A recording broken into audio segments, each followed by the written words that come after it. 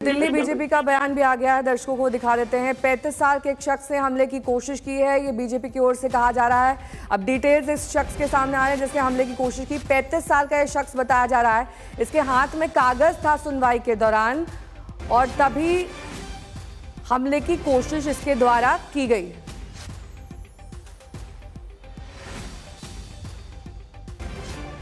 Physically attack किया है। कहाँ पर लोकेशन? बिल्कुल 1 to 1 सर, वही उनका रेजिडेंस। अच्छा, रेजिडेंस। 1 to 1 पे कॉल हो गई, पुलिस को कॉल हो गई सर? हाँ नहीं, वो सब हो गया। वो पुलिस तो वहाँ होती है, पुलिस को कॉल क्या करनी है। तो वो कौन आदमी था सर, पकड़ा गया वो? हाँ, पकड़ा गया है। अब पुलिस इंक्वायरी बताएगी कौन है। मैं आपका एक फोनो रिकॉर्ड कर लूँ सर? कर लीजिए। ठीक है सर। प्रवीण सर, मैं हिमांशु मिश्रा आज तक से। अभी जानकारी मिली है कि जन सुनवाई के दौरान दिल्ली के मुख्यमंत्री रेखा गुप्ता के साथ कोई बदसलूकी किसी शख्स ने किया, क्या जानकारी है सर?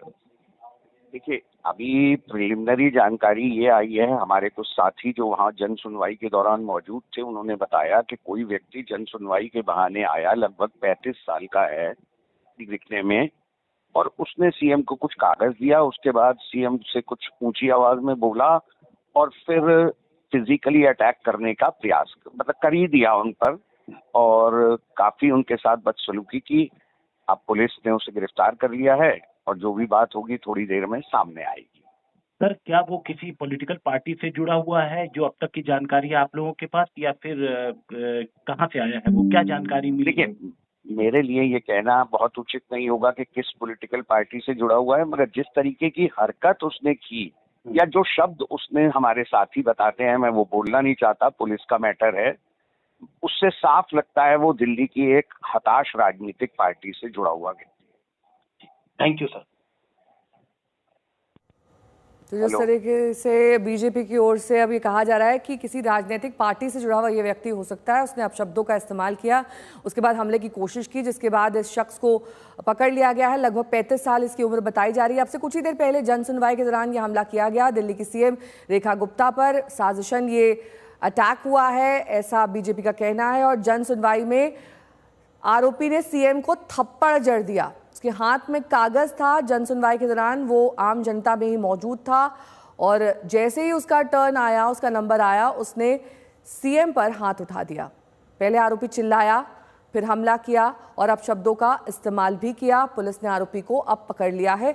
बीजेपी प्रवक्ता ये जानकारी दे रहे थे। तो हमले की ये कोशिश दिल्ली की सीएम रेखा गुप्ता पर की गई। हमले में थप्पड़ मारा गया उन्हें।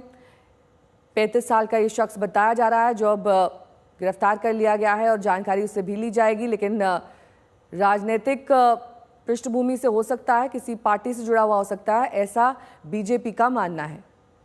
पहले ये चिल्लाया, फिर उसने हमला किया और दिल्ली की सीएम पर हाथ उठा दिया। अब से कुछ देर पहले ये हमले की खबर आई दिल्ली की सीएम पर। जन सुनवाई के दौरान एक शख्स ने हमला किया और थप्पड़ मारा।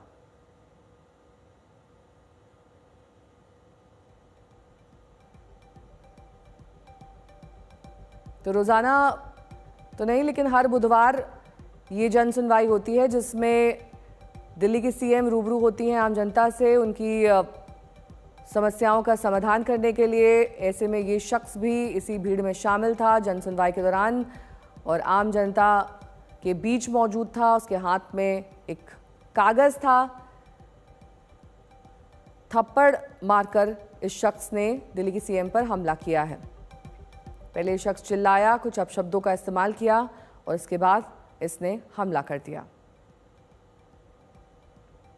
तो जन सुनवाई में सीएम रेखा गुप्ता पर हमले की ये बड़ी खबर आपको बता दें। अब से कुछ ही देर पहले ये हमला हुआ है।